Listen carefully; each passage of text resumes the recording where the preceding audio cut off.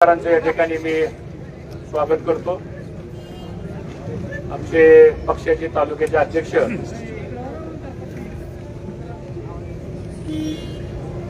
Advocate देशसिंह Patil, Mira विमा कंपनीचे chairman आमचे ज्येष्ठ सहकारी लालासाहेब पवार, आमच्या पक्षाचे प्रवक्ते ॲडव्होकेट राहुल बकरेजी, अशोकभाऊ गोगरे, इथं उपस्थित असलेले आमचे महेश बोंद्रे आणि त्यांच्या शेकडो कार्यकर्त्यांनी आज आमच्या पक्षामध्ये प्रवेश केलेला आहे। त्यांचं सर्वांचं आज या ठिकाणी पक्ष प्रवेशाचा कार्यक्रम आणि त्या निमित्तानं एक सभा आज इथं झालेली आहे। सभा आपण कव्हर केलेलीच आहे, पण 2-3 गोष्टी करता आज इथं पत्रकारांना आम्ही या ठिकाणी बोलवलेलं आहे। निवडणूक आता अंतिम टप्प्यावरती आलेली आहे आणि ह्या निवडणुकीचा प्रमुख मुद्दा असा आहे तो म्हणजे माझ्या विरोधामध्ये बरेच उमेदवार आहेत, पण त्यातले जे 2 प्रमुख माझ्या विरोधातले जे उमेदवार आहेत की ज्यांना पवार साहेबांनी आतापर्यंत मोठं केलं, सगळी पदं, सगळी राजकीय ताकद, आर्थिक ताकद, व्यवसायाची ताकद ही सगळी त्यांच्या मागे त्यांनी उभा केली आणि ज्या वेळेस पक्षामध्ये बंड झालं त्यावेळेस त्यांनी पवार साहेबांना सोडून दिलं। काही लोकांनी पवार साहेबांची गद्दारी केली आणि मला असं वाटतं की राष्ट्रवादी काँग्रेस पक्ष, शरदचंद्रजी पवार पक्षाचा आमचा प्रचाराचा हा आमचा प्रमुख मुद्दा आहे आणि या मुद्द्यावर ज्यांनी पवार साहेबांची गद्दारी केलेली आहे, ज्यांनी पवार साहेबाला अडचणीच्या काळामध्ये साहेब असताना त्यांना सोडून दिलं, त्यांनी मात्र ह्या जनतेला सांगितलं पाहिजे की आम्ही पवार साहेबाला का सोडलं, पवार साहेबांची आम्ही का गद्दारी केली। कारण त्या पक्षाचा मी उमेदवार आहे आणि पवार साहेबांनी मला पक्षामध्ये घेतलं, त्या पक्षाची उमेदवारी मला दिली उमेदवार म्हणून आणि त्या पक्षाचा कार्यकर्ता म्हणून। तो माझा नैतिक अधिकार आहे ह्यांना जाब विचारण्याचा, उमेदवार म्हणून पण आहे आणि त्या पक्षाचा कार्यकर्ता म्हणून पण आहे। मी आजपर्यंत त्यांना का विचारलं नाही, कारण तो अधिकार मला नव्हता, तो अधिकार मला आहे आणि याचं उत्तर तुम्हाला या पुढच्या 2-4 दिवसामध्ये मतदान होण्याच्या अगोदर त्यांनी जनतेला आणि ज्यांनी त्यांना निवडून आणलं त्यांना द्यावं लागेल। हा पहिला मुद्दा आहे। दुसरा मुद्दा महत्वाचा आहे की ज्या पद्धतीने पवार साहेबाला एकटं पाडलं तशाच पद्धतीने इंदापूर तालुक्यामध्ये आज मला एकटं पाडण्याचा प्रयत्न केला जातोय, टार्गेट केला जातोय। व्यक्तिगत पातळीवर गलिच्छ भाषेमध्ये आमच्याबद्दल बोललं जात आहे, अर्वाच्य भाषा वापरली जाते, सत्ता ह्यांची आणि आरोप मात्र आमच्यावर करतात। तर हे काही निवडणुकीमधलं वैचारिक लढाईचं सूत्र आहे असं मला वाटत। हा इंदापूर तालुका भाऊंच्या विचाराचा तालुका आहे, गोलब साहेबांच्या विचाराचा तालुका आहे। इव्हन गणपतराव पाटलांनी सुद्धा 10 वर्ष आमदार म्हणून काम केलं, पण त्यांनी पण अशा पद्धतीनं कधी गोष्टी घडवल्या नाही। आम्ही 20 वर्ष आमदार मंत्री होतो आणि मागच्या विशेषतः 5 वर्षामध्ये या तालुक्याची सगळी पातळीच खालच्या स्तरावर नेण्याचं काम या मंडळीच्या मार्फत चालतंय। हे आम्हाला लोकांच्या समोर प्रकर्षानं मांडायचंय आम्हाला. लोकांची ही अपेक्षा आहे की असं का चाललेलं आहे. आज ज्यांना माझ्या मंत्रिपदाच्या, आमदारकीच्या आणि गेल्या 25-30 वर्षाच्या माझ्या राजकीय कारकिर्दीमध्ये मी ज्यांना पदं दिली, काही लोकांना, सगळ्यांनी ज्यांना मान सन्मान दिला, ज्यांना समाजामध्ये ताकद दिली, तालुक्यामध्ये ओळख दिली, अशी लोक ऐन निवडणुकीच्या तोंडावर आम्हाला सोडून गेली. तर सोडून गेली ती गेली, जाताना आमच्यावर आरोप करून गेली. मला असं वाटतं एकाएकी पाडण्याचा प्रयत्न ह्या लोकांनी आमच्या बाबतीत केलेला आहे. काही नेत्यांनी आमच्या कुटुंबावर टीका केली,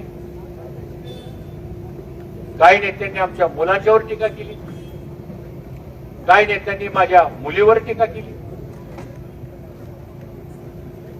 काही मोठे नेते आले ते म्हणले आता हर्षवर्धन पाटलाची फक्त 4च माणसं राहिली, म्हणजे मी, माझी पत्नी, माझा मुलगा, माझी मुलगी, कोण राहिले ह्यांच्या बरोबर, सगळे सोडून गेले, असे आरोप माझ्यावर झाले. काय ह्याच्यात गेल्या 35-40 वर्षामध्ये मला तुमच्या माध्यमातून इंदापूरच्या जनतेला विचारायचं की काय असं हर्षवर्धन पाटील वाईट वागला, कोणाचं नुकसान मी केलं, कुठं मी अर्वाच्य भाषेमध्ये कुणाला बोललो, कुठं आम्ही भ्रष्टाचार केला, काय आम्ही चुकीचं केलं. म्हणजे आतापर्यंत माझ्याकडे सत्ता होती, संस्था, पद होती, तोपर्यंत हर्षवर्धन पाटील चांगला, मला अधिकार दिले आम्ही सगळे. आणि मग ज्यावेळेस ह्यांचं भागलं त्यावेळेस हीच माणसं आमच्याबद्दल उलट्या बोंबा करायला लागली. त्यामुळं मला जनतेला आवाहन करायचं आहे की आज या सगळ्यांचा अडथळा म्हणजे फक्त हर्षवर्धन पाटील आहे. काही लोक असं म्हणतात खाजगीमध्ये की एकदा ही व्यक्ती संपवा, सगळा तालुका आपण सांगाल तसं काय करायचं ते आपण करू, ही भाषा आता काही लोक वापरायला लागलेली आहे. खूप मोठ्या प्रमाणामध्ये या इंदापूर तालुक्यामध्ये भ्रष्टाचार झालेला आहे. मी बोलत नाही, जनता बोलायला लागली.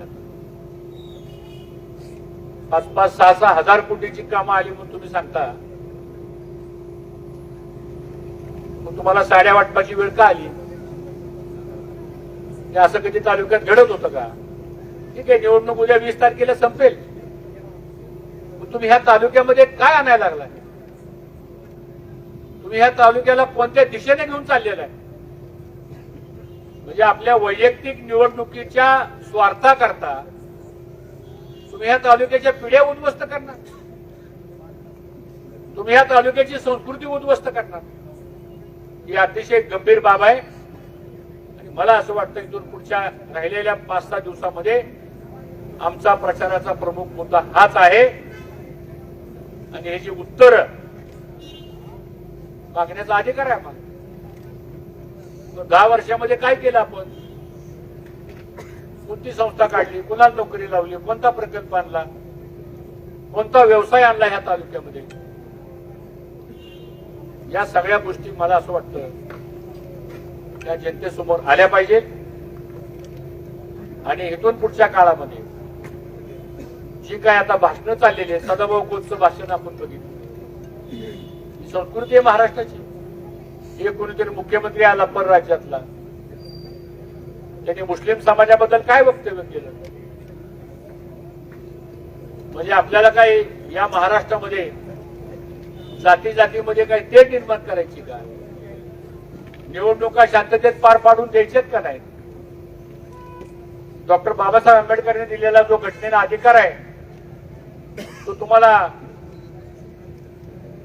हिसकून घ्यायचा आहे का? संविधान बदलायचंय का? आरक्षण घालवायचंय का? काही ठराविक समाजाला टार्गेट करायचंय का? आणि म्हणून हे सगळं जे पोलरायझेशन करण्याचा जो प्रकार सुरू झालेला आहे, हे मला असं वाटतं राजकारणाच्या दृष्टिकोनातून आणि सामाजिक दृष्टिकोनातून हे बाब गंभीर आहे. आणि म्हणून मी एवढंच म्हणणार आहे की इंदापूर तालुक्यातला 5.5 लाख जी जनता आहे आणि 3,33,000 जे मतदार आहेत, त्यांना मी आवाहन करतो की परमेश्वरानं आपल्याला बुद्धी दिलेली आहे, शक्ती दिलेली आहे, ताकद दिलेली आहे, त्याचा योग्य विचार करावा. जे चांगलं आहे ते स्वीकारावं, जे चुकीचं आहे ते नाकारावं. आणि निवडणुका येतील जातील हे काय ऑनगोईंग प्रोसेस आहे. त्यामुळं या तालुक्यातल्या सुज्ञ मतदारांनी या सगळ्या गोष्टीचा बारकाईने अभ्यास करावा. आणि मला असं वाटतं की धनशक्ती विरुद्ध जनशक्ती हा जो विषय आता पुढे आलेला आहे, एवढं प्रचंड धन आलं कुठून, हे धन येण्याचे मार्ग काय, एवढं धन कसं गोळा झालं, कुणाच्या माध्यमातून गोळा झालं आणि त्याचा वापर कसा चाललेला आहे, हे उघड्या डोळ्यानं इंदापूर तालुक्यातली स्वाभिमानी जनता बघते. या तालुक्यामध्ये 4-5 पिढ्यापासून लोकांचं आमचं नाळ जोडले गेले. 52 साली ज्या पंजोबांनी मतदान केलं त्याचं परतूंड आता आम्हाला मतदान करतो. एवढा ऋणानुबंध या इंदापूर तालुक्यामध्ये सगळ्या जाती धर्मांना, सगळ्या समाजाला बरोबर घेऊन जाण्याचं काम आपण केलं.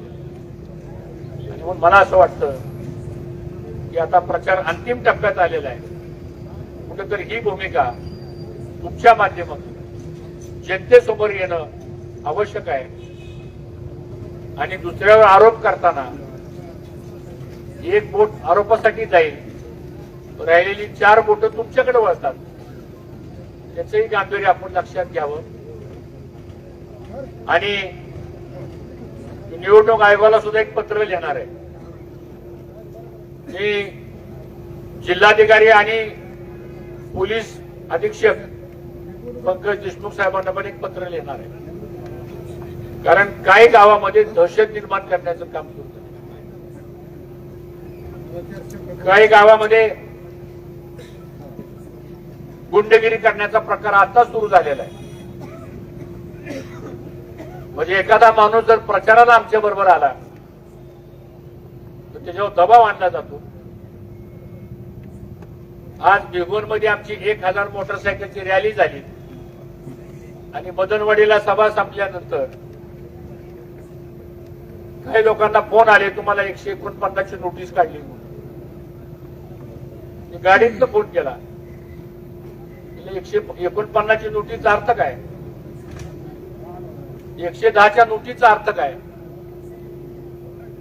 आता की अशा प्रकारचं जर काम सुरू झालं तर गुंडगिरी आणि दहशत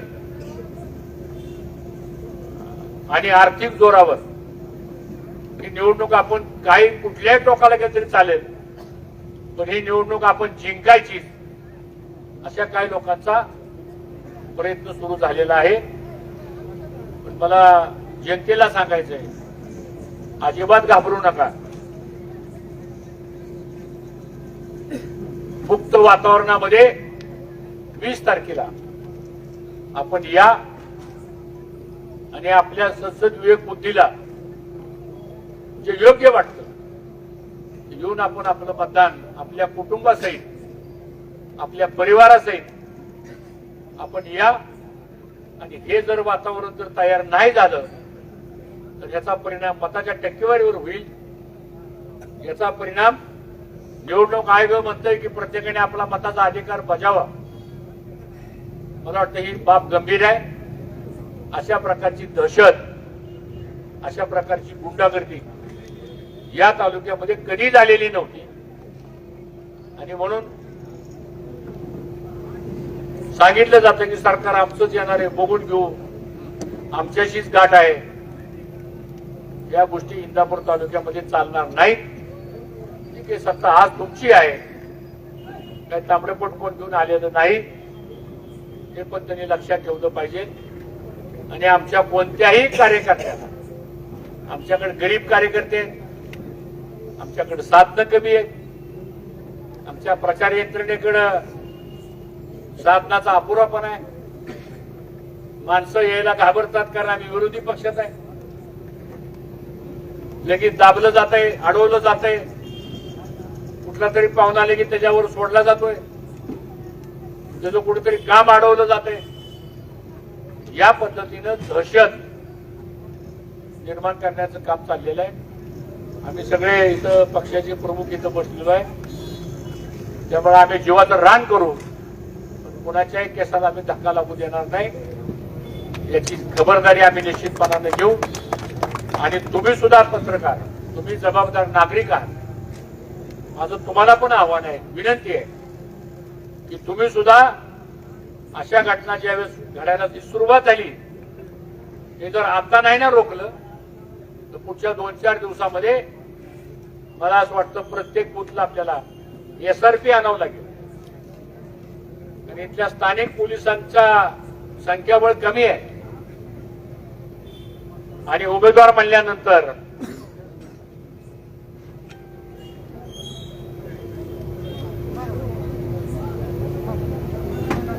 म्हणल्यानंतर माझं हे कर्तव्य आहे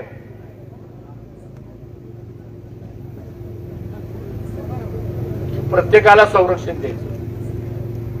आता मतदार यादीमध्ये सुद्धा गावोगावच्या तक्रारी यायला लागलेल्या आहेत.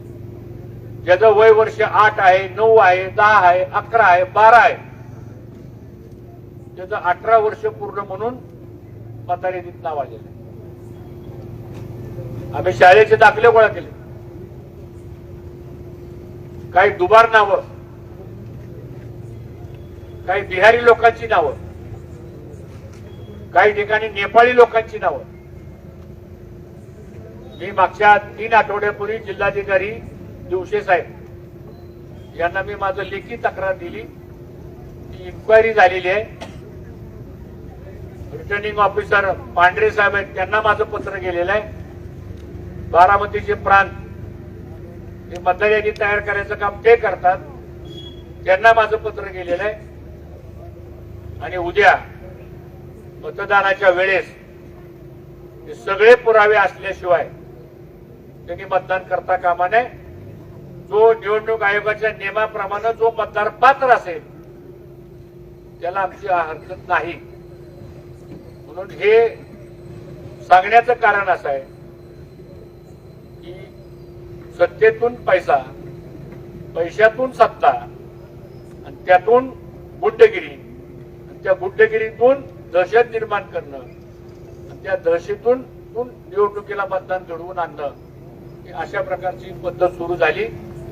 कधीही इंदापूर तालुक्यामध्ये संवेदनशील बूथ म्हणून कधीच नव्हतं. आता गावाच्या गावाने बूथच्या बूथची यादी पुढे यायला लागली.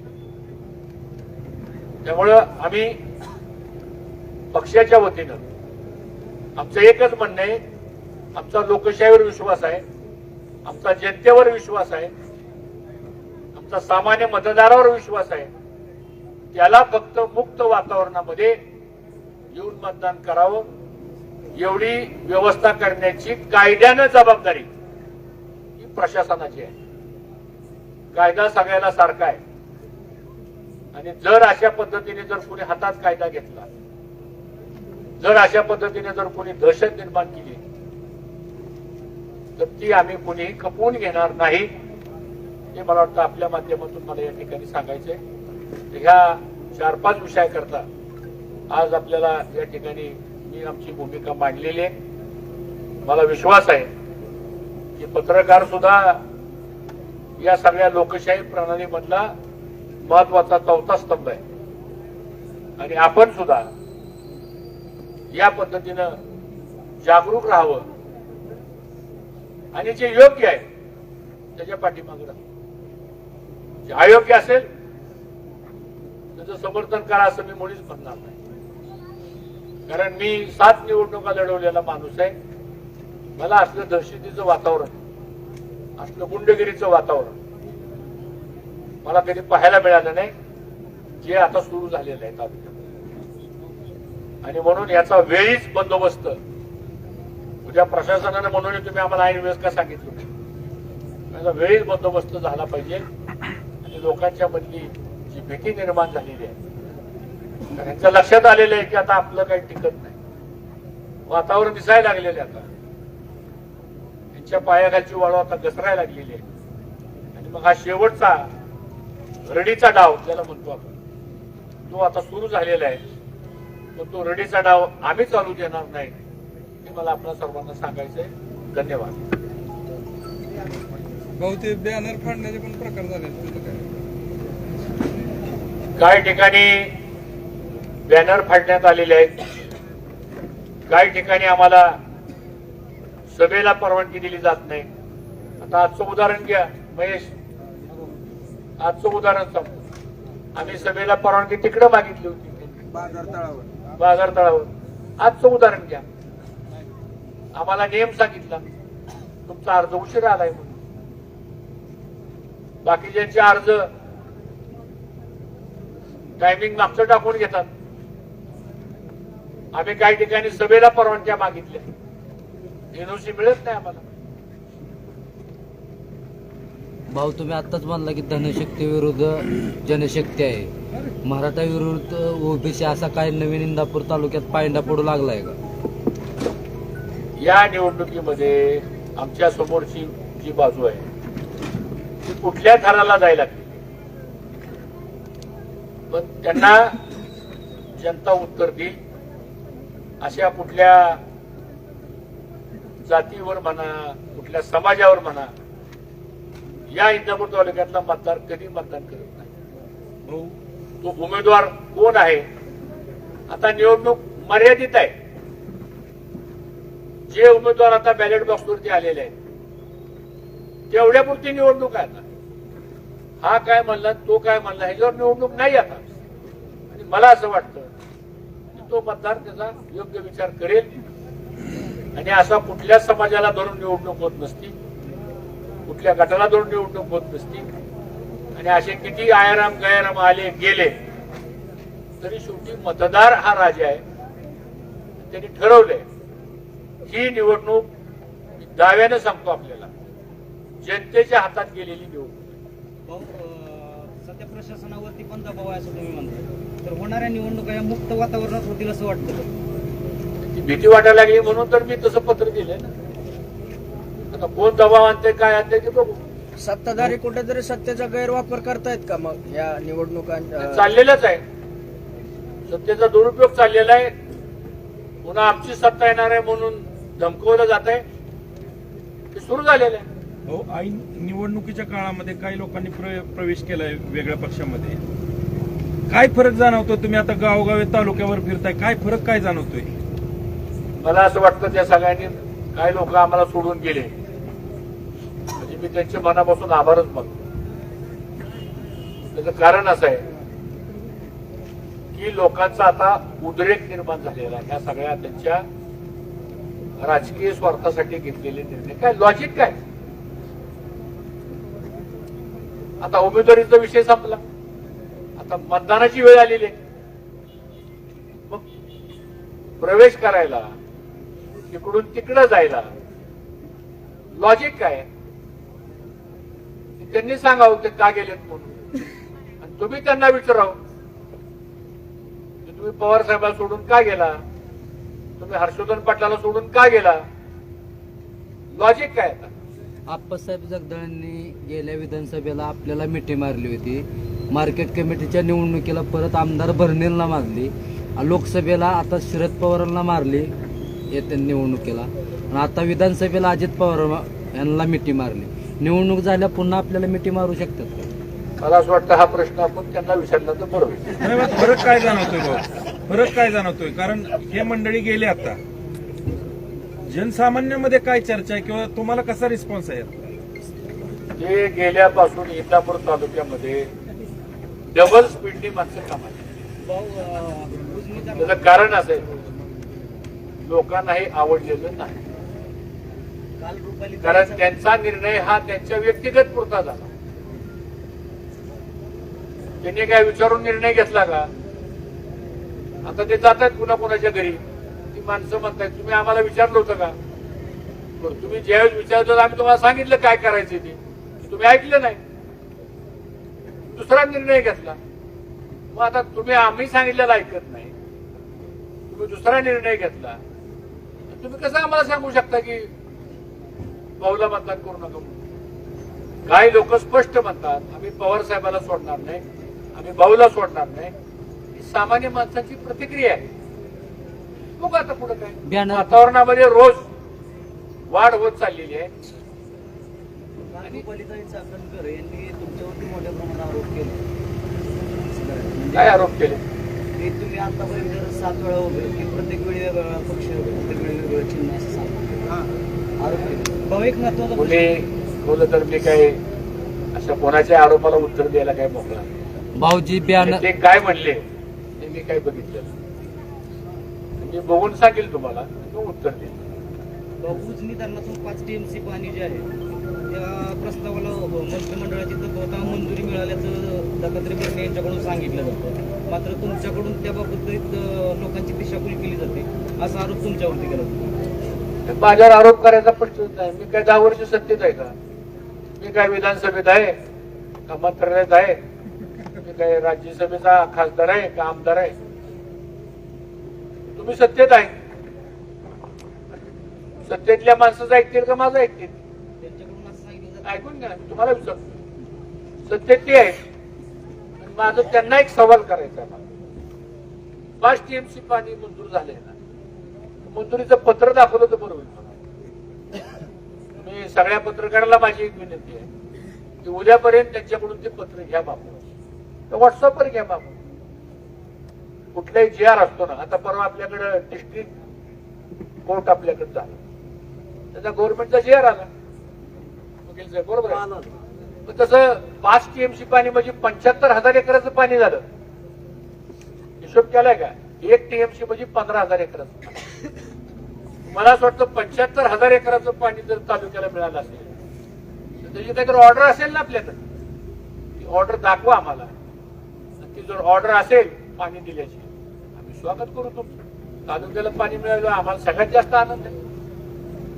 पण माझ्या माहितीप्रमाणे फक्त सर्वे करण्याकरता निघालेले ते पत्र होतं आणि त्या पत्राला विरोध त्यांच्याच पक्षाच्या त्यांच्याच आमदारांनी केला.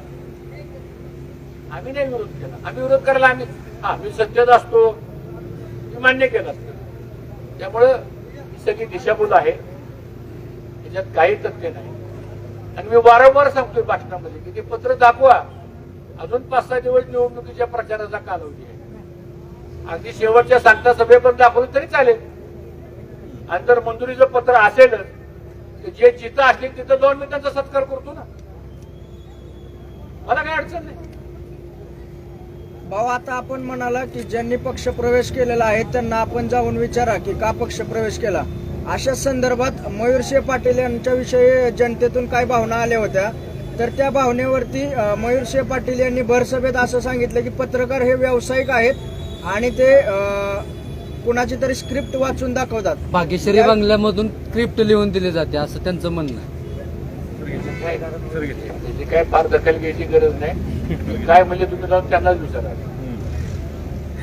ते सातत्याने टीका करतात.